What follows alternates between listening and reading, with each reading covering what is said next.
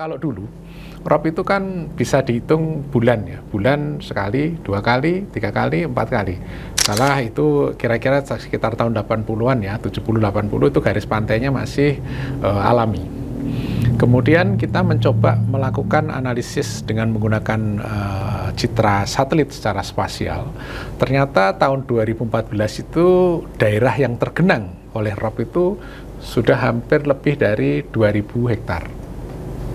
Saat ini di tahun 2023-2024 kita coba analisis lagi sejauh dan seluas apa genangan yang ada, ternyata sudah lebih besar 4 kali lipatnya dalam kurang waktu 10 tahun, yaitu hampir 8.000. Jadi saya menjebak sedimen dengan menggunakan ini. Betul. Jadi mempercepat laju sedimentasi sehingga dalam waktu 1 tahun itu bisa ditanamin. Nah, ditanamin mangrove di belakang, inilah kombinasi hybrid.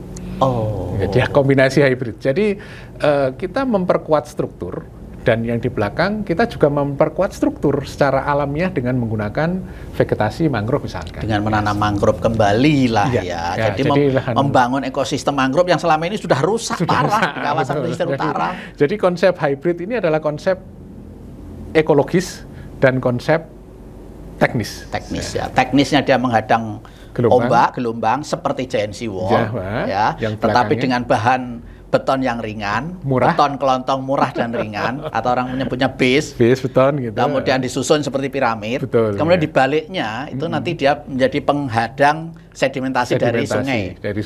Kalau sedimentasi sudah menumpuk, atasnya ditanami mangrove. Mangrove-nya hidup, ekosistem mangrove jadi hidup lagi.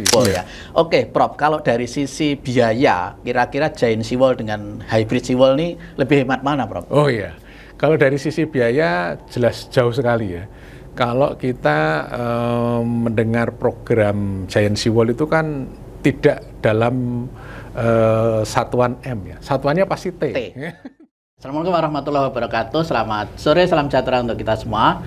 Pemirsa Jateng Post TV, berjumpa lagi dengan saya Abdan Saitan dari channel YouTube Jateng Post TV, channel YouTube miliknya Koran Jateng Post di Semarang. Pemirsa, pada kesempatan hari ini kami kehadiran tamu yang sangat istimewa. Assalamualaikum, Prof. Waalaikumsalam warahmatullahi wabarakatuh. Sehat ya, Prof? Alhamdulillah sehat. Teman-teman, kami harus mengundang Profesor Dr. Denny Nugroho Sugianto, STMSI. Beliau adalah pakar Undip Universitas Diponegoro, yang hari-hari ini kepakaran beliau banyak dibahas oleh masyarakat, terutama terkait dengan mega proyek besar yang sedang digagas oleh Pak Presiden Prabowo, yaitu Giant Seawall, yang rencana akan dibangun membentang di pesisir utara Jawa, dari Banten sampai Gresik. Itu rencana Giant Seawall. Tetapi Prof. Denny ini belakangan menjadi pusat perhatian karena beliau menawarkan konsep yang agak berbeda ya, Prof. Ya. Konsep yang agak berbeda itu sudah disampaikan ke Provinsi Jawa Tengah dalam rangka menawarkan alternatif lain selain giant seawall, yaitu namanya hybrid seawall.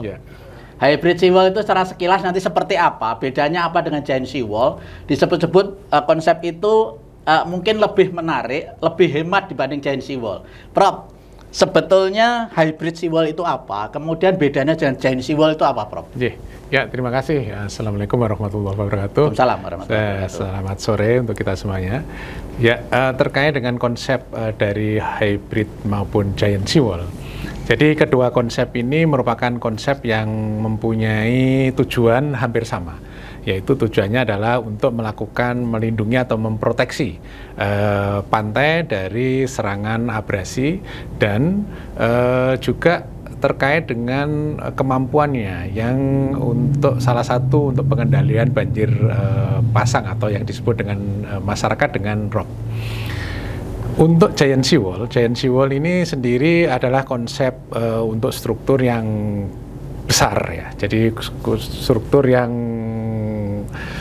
berat dan juga struktur yang raksasa lah ya, berbahan dan juga mempunyai biaya sangat tinggi, seperti itu.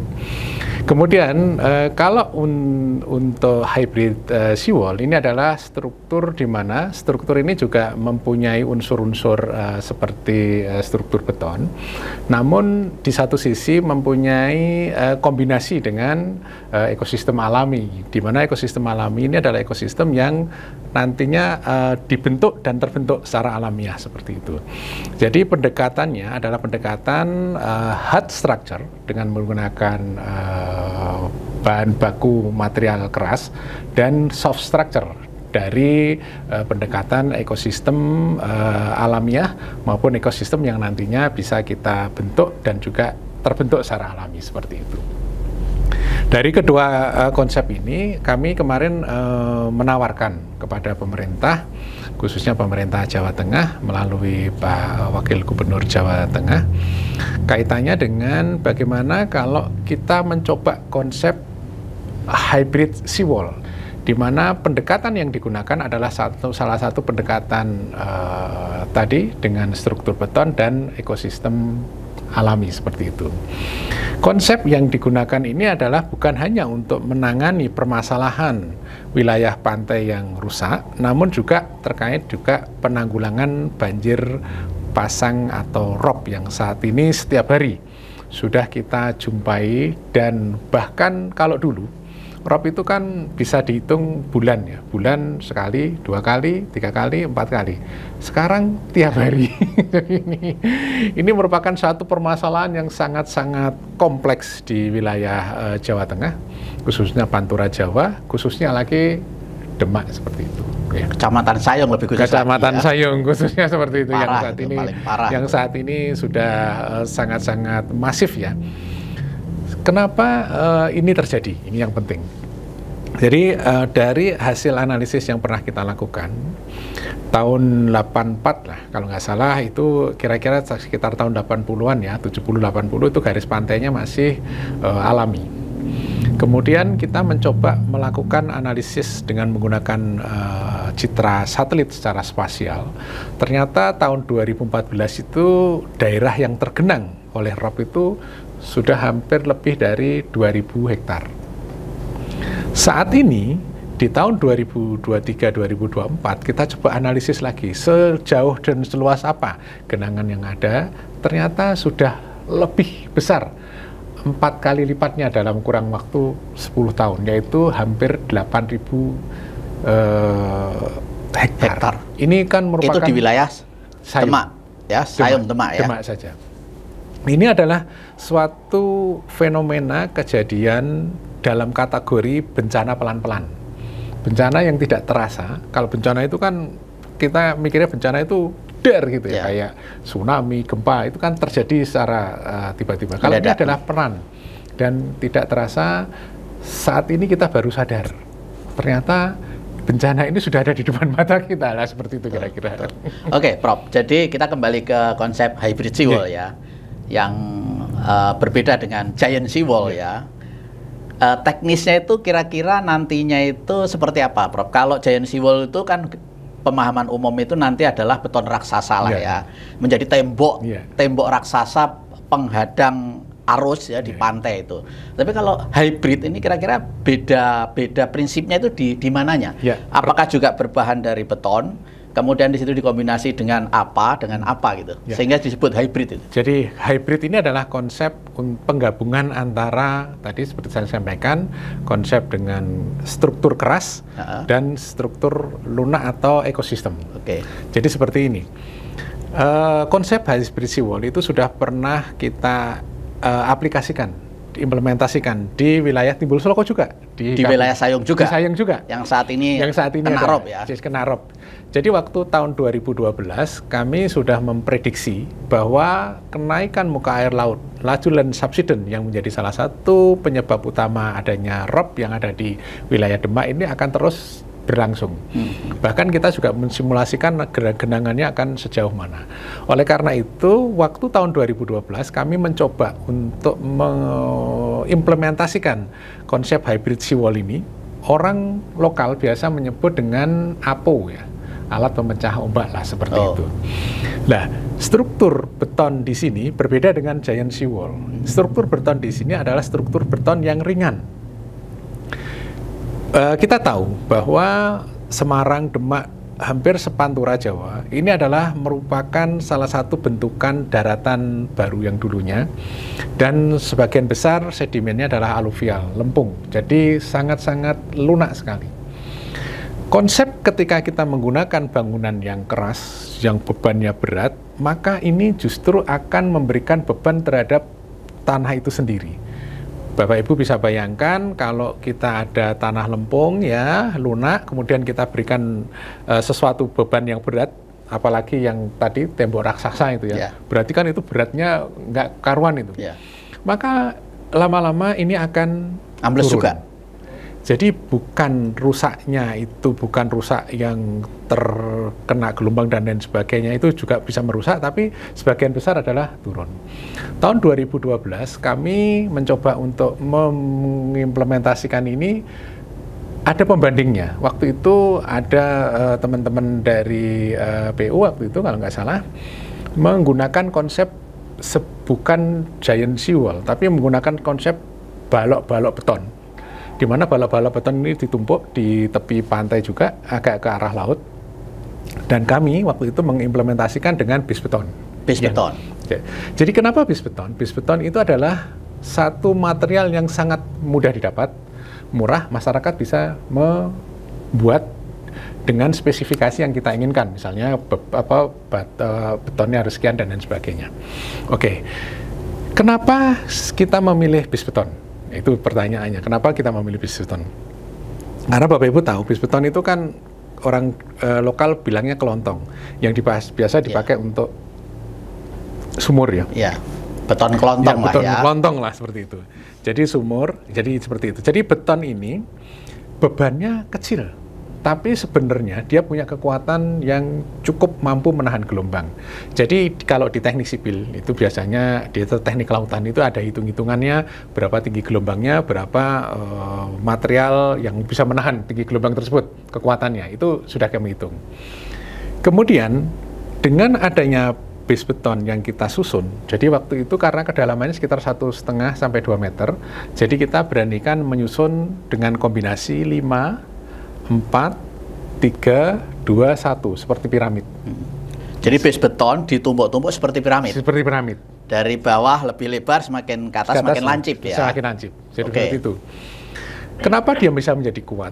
Satu, karena pertama, yang paling dasar itu kita berikan semacam sesek. Jadi saya belajar dari nelayan. Nelayan itu kenapa bagan itu menggunakan bambu. Ternyata bambu itu kalau kena air laut awet. Iya, awet. Nah, Ya. artinya seperti itu. Jadi saya bawa dikasih. Karena bentuknya bulat. Karena ya seperti itu. Bulat kan? Terus kemudian base beton ini kita susun. Kemudian antar base beton satu dengan base beton yang di atasnya itu terhubung dikuatkan oleh bambu. Jadi dari bawah itu, jadi bambu 5 meter saya masukkan dari atas ke bawah. Di selongsong beton ya. Betonnya itu sendiri. Terus kemudian yang kedua, dia ditahan oleh bambu berarti. Yang selanjutnya, di dalam base beton itu saya isi dengan pasir yang sudah dikarung. Karena apa? Saya hanya ingin mendapatkan kekuatan W, K-nya ini sesuai dengan standar gelombang, energi gelombang ini. Kan bisa saja juga saya ini melakukan semacam kombinasi. Kenapa diisi dengan pasir dan juga harus diikat dengan karung? Kalau nggak diikat dengan karung, pasirnya hilang. Ya, jadi baru dikasih kena gelombang, besok hilang. Jadi ini akan memperkuat. Dan pasir ini tidak membebani base beton. Betul. Terpisah. Karena base beton ini di luar, pasir di dalam. Jadi justru dia akan memperkuat posisi base beton itu sendiri, akan mengikat seperti itu. Jadi konsepnya sangat sederhana dan masyarakat bisa melaksanakan, dan masyarakat kita juga bisa memberdayakan masyarakat di dalam ini. Setelah itu, maka terbentuklah sedimentasi. Kalau di Semarang, sedimentasi itu bisa di depan karena pasir. Jadi saya kasih groin, jadi bentukan pasir alamiah baru jadi. Kalau di Demak strukturnya beda, karena di sana adalah banyak dominansi clay, maka sedimentasinya itu saya harapkan datang dari belakang. begitu datang dari daratan ya, dari sungai ya, dari sungai ini. Oke. Lumpur-lumpur dari kawasan lumpur-lumpur atas dari ya. kawasan atas ini saya coba lihat bagaimana sih sedimen transportnya. Jadi saya menjebak sedimen dengan menggunakan ini. Betul. Jadi mempercepat laju sedimentasi sehingga dalam waktu 1 tahun itu bisa ditanamin. Nah, ditanamin mangrove di belakang inilah kombinasi hybrid. Jadi kombinasi hybrid. Jadi kita memperkuat struktur. Dan yang di belakang kita juga memperkuat struktur secara alamiah dengan menggunakan vegetasi mangrove misalkan. Dengan menanam mangrove kembali lah ya. Jadi membangun ekosistem mangrove yang selama ini sudah rusak parah di kawasan pesisir utara. Jadi konsep hybrid ini adalah konsep ekologis dan konsep teknis. Ya. Teknisnya dia menghadang gelombang seperti Giant Seawall ya. Tetapi dengan bahan beton yang ringan, murah. Beton kelontong murah dan ringan, atau orang menyebutnya base beton gitu. Kemudian disusun seperti piramid. Betul, kemudian di baliknya itu nanti dia menjadi penghadang sedimentasi dari sungai. Kalau sedimentasi sudah menumpuk, atasnya ditanami mangrove. Mangrove-nya hidup, ekosistem mangrove jadi hidup lagi. Jadi barrier alami. Jadi Bapak Ibu, satu-satunya yang sudah diciptakan oleh Allah itu adalah vegetasi alamnya. Jadi kita nggak bisa, ya bisa lah kita misalkan melakukan intervensi engineering gitu ya. Tapi paling bagus adalah kita berdampingan atau membangun ini bersama dengan alam. Biarkan alam yang melindungi kita. Artinya ketika kita melindungi alam, alam akan melindungi kita. Itu hukum alam lah, sudah seperti itu. Jadi, kenapa konsep ini kita tawarkan untuk penanganan banjir rob sekarang? Jadi ini kan tadi kita bicaranya ini bisa menahan laju abrasi atau sedimentasi, bisa menumbuhkan mangrove. Nah, kenapa ini kita tawarkan untuk penanganan rob? Nah, ini kan jadi pertanyaan penting ini. Ini Bapak Ibu. Jadi rob yang terjadi saat ini di Semarang, di Demak dan sekitarnya itu sudah sangat masif dan sudah menghilangkan hampir sebagian besar badan sungai. Sungai sudah nggak ada, garis pantai sudah nggak ada. Ibaratnya saya menuangkan air di meja, maka air ini akan bleber kemana-mana. Pasang surut, ketika pasang air akan masuk. Bahkan yang di depan Polytron kemarin, setelah kami analisis itu air laut langsung masuk ke depan Polytron, sehingga ke Jalan Pantura. Jalan Pantura. Jalan Pantura loh ini. Jalan Pantura ini. Bukan kampung loh ya. Bukan kampung, jalan nasional ya. Jalan Pendeles lagi. Betul. Artinya apa? Bahwa ketika kita tidak melakukan apa-apa di dalam memproteksi pantai dan nantinya ini digabungkan dengan normalisasi sungai, maka penanganan rob ya saya sudah bertahun-tahun ya, sejak tahun 2012 sampai sekarang itu sudah menggeluti ini sudah 13 tahun, bukan sesuatu yang baru buat saya. Dan saya sudah beberapa kali sudah menerapkan ini. Artinya harus ada sinergi yang simultan dan ini harus mempunyai kombinasi yang berbarengan. Artinya gini, konsep yang kemarin kami tawarkan, yang pantai coastal protection-nya kita menggunakan hybrid seawall, clear, karena itu nanti akan mengembalikan fungsi garis pantai, fungsi sepadan pantai. Fungsi sepadan pantai itu minimal itu adalah 100 meter sesuai dengan undang-undang. Kalau bagusnya 500 meter. Jadi pantai 500 meter itu mangrove semua. Nah, ya. Ini akan sangat bagus sekali. Kemudian bagaimana kita mencegah air laut ini, kalau hanya hybrid seawall saja, air laut ini masih bisa masuk karena melalui celah-celah sungai. Ya. Artinya kemarin juga konsep ini saya tawarkan, bagaimana kita melakukan normalisasi sungai ini. Normalisasi sungai yang kita tawarkan adalah tidak sekedar membuang kerukan ke kanan ke kiri, tapi kerukan ini juga kita proteksi supaya pada saat hujan, banjir dan lain sebagainya tidak masuk kembali ke sungai lagi. Jadi proteksinya sepanjang sungai ini hampir sama. Kalau mau cepat, mau murah, ya sekalian aja jadi satu sama yang di depan, pakai kelontong atau bis beton. Sekalian jadi nyambung. Kayak kita berikan huruf T ini nyambung.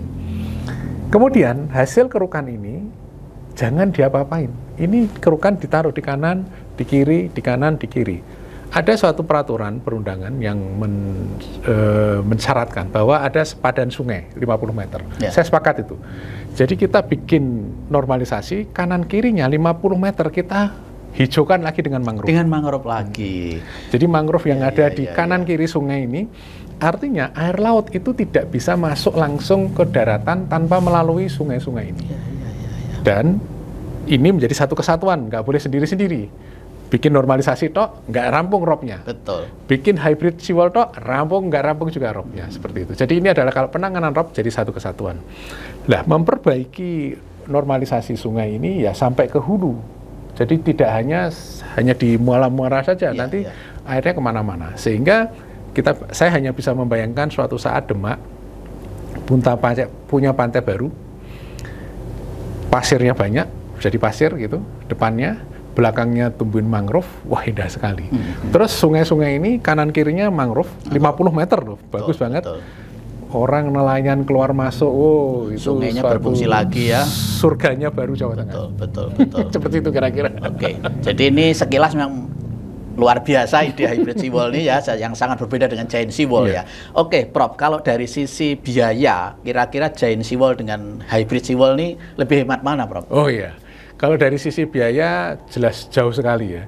Kalau kita mendengar program Giant Seawall itu kan tidak dalam satuan M ya. Satuannya pasti T. 100 meter 1 T.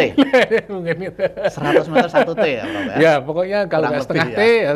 Pokoknya satuannya T lah, 1 meter ya. lah. Jadi 1 meter itu ya. Oke, ukurannya katakanlah 100 kilo meter lah, itu ya, 1 kilo, 1 kilo lah, 1 kilo katakanlah 1 T, kalau hybrid seawall itu 1 kilo berapa kira-kira? Nah, kalau hybrid seawall yang sudah pernah kami analisis dengan harga 2012 dulu, kami itu 1 meternya itu sekitar hanya 5 juta. Kalau hitungan sekarang mungkin karena inflasi dan lain sebagainya, tahun 2012 ke 13 tahun ya. Ya kalau naiknya 3 kali lipat atau 4 kali lipat, ya kemarin sekitar hanya 20 juta. Sangat-sangat murah sekali. Kemarin 20 juta untuk 1 meter. 1 meter ya. Jadi kalau kita mau nanganin sayung, 1 kilo itu kan sayung itu sekitar kurang lebih ya 9 sampai 10 kilo lah ya. Itu kurang lebih ya sekitar 200 miliar saja. Nggak sampai T lah ya. Nggak sampai T. Jauh banget jauh ya biayanya ya. Jadi, lebih hemat ya. Nah, sudah jauh ini oke. Kalau misalnya kita juga tidak antipati atau tidak dengan program pemerintah kaitan dengan Giant Seawall. Kalau itu mau dilaksanakan tetap monggo saja. Tapi jangka pendek, karena hybrid seawall ini juga punya umur pendek. Artinya hitung-hitungan kami sekitar 6 sampai 8 tahun. Tapi mangrove-nya sudah 8 sampai 10 meter tingginya. Seperti yang ada di Timbul Sloko sekarang. Timbul Sloko itu saksi hidup. Saksi hidup yang sekarang. Jadi Prof Denny dengan tim sudah mempraktekkan hybrid seawall di Timbul Sloko Sayung. Sudah. Hasilnya? Di Timbul Sloko Sayung, di Mangunharjo, Semarang juga sudah. Hasilnya gimana, Prof? Hasilnya alhamdulillah luar biasa. Artinya pantai kembali menjadi garis pantainya kita kembalikan. Belakangnya mangrove tumbuh sekitar 10 meteran tingginya. Cuman ini harus terintegrasi panjang. Betul. Ini kalau hanya pendek 100 meter, dan air lewat celah-celah yang lain yang tidak dibangun. Gelombang datang dari kanan, dari kiri, ya lama-lama yang di belakang kegerus juga. Kegerus juga ya. Jadi ini harus itu dalam waktu berapa tahun, Prof, sampai bisa mangrove-nya 10 meter tuh? Itu kurang lebih ya sekitar kalau hitung-hitungan kemarin enggak 8 tahun sampai 8 tahun sampai 10 tahun. Mangrove hidup ya. Mangrove-nya sudah sampai. Saya ini yang di Tambak Burusan dan juga yang ada di Morodemak sudah lagi mulai. Morodemak itu inisial juga. Jadi karena Morodemak itu space untuk sedimentasinya kecil.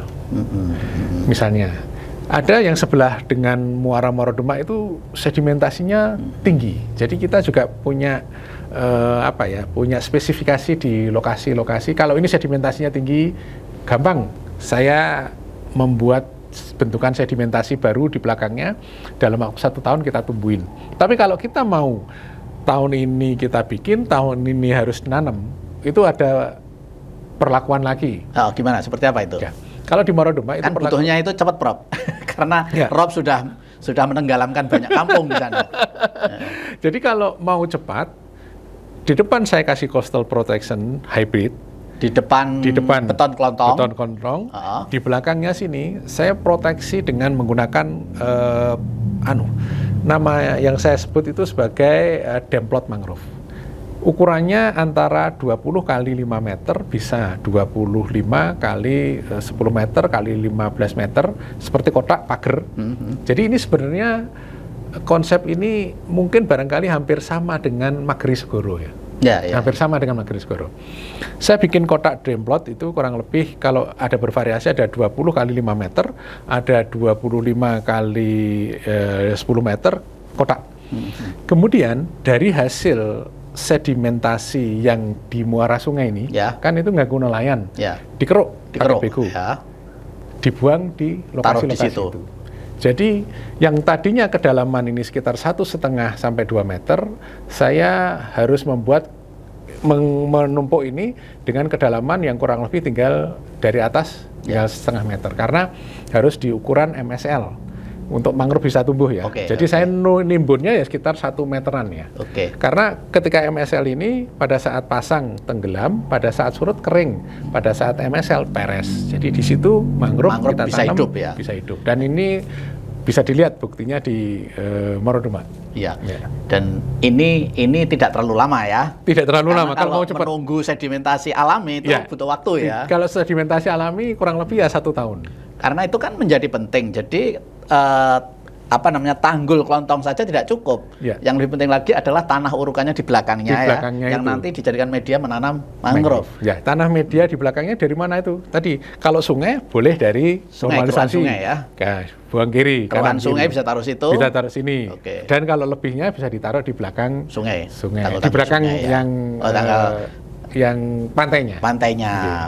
Jadi ini tinggal ditumbuhin mangrove. Wah, luar biasa. Itulah konsep. Secara alami bisa, secara waktu cepat juga bisa. Jadi konsep penanganan rob ini adalah mengatur air laut supaya tidak masuk ke daratan, kan gitu. Jadi kita harus membendung air laut ini supaya tidak masuk ke daratan. Keluar masuknya air laut kita atur, dia hanya bisa melewati sungai-sungai saja. Ketika ada kelebihan beban air dari hujan, sungai dan lain sebagainya, kita bisa menggunakan semacam polder. Jadi polder ini nantinya akan menampung air hujan yang kelebihan, kemudian dipompa melalui sungai, dia keluar lewat sungainya. Itu juga bisa ya, direkayasa seperti itulah. Itu harusnya seperti itu. Jadi kalau sekarang itu pompanya kan non sewu ya, pompa yang dilakukan ini kan hanya untuk mengurangi ketinggian. Tidak menghilangkan robnya itu sendiri. Coba Bapak bayangkan, sini dipompa 100 pun. Itu kalau air lautnya masuk bareng-bareng nggak selesai. Hanya ngurangi ketinggian saja. Terus kemudian dipompa mau dibuang kemana, Prof? Dibuangnya kalau sungainya juga sungai yang dangkal kan? Sungai yang dangkal begitu dibagusin balik lagi. Dibuang ke laut nanti rob balik lagi. Hanya mengurangi level saja. Sesaat level rob, Jadi itu nggak solutif. Jadi penyelesaiannya memang harus komprehensif ya. Satu, penyelesaian teknis, kedua penyelesaian ekosistem alam dibangun lagi yang rusak itu ya. Oke Prof, soal hybrid seawall sedikit sudah agak paham ya perbedaannya dengan giant seawall ya. Satu, cara buatnya beda, kemudian untungnya double ya. Kalau giant seawall kan hanya penghalang saja. Tidak ada unsur ekosistem yang dikembalikan. Tapi kalau giant seawall kita bikin di laut lepas, air laut masih melalui kanan kiri. Nggak akan selesai robnya. Nggak akan selesai. Prof, bayangan kita ya, Presiden bilang itu membentang dari Banten sampai Gresik. Itu apakah sepanjang 500 kilo itu tanpa ada putus nantinya?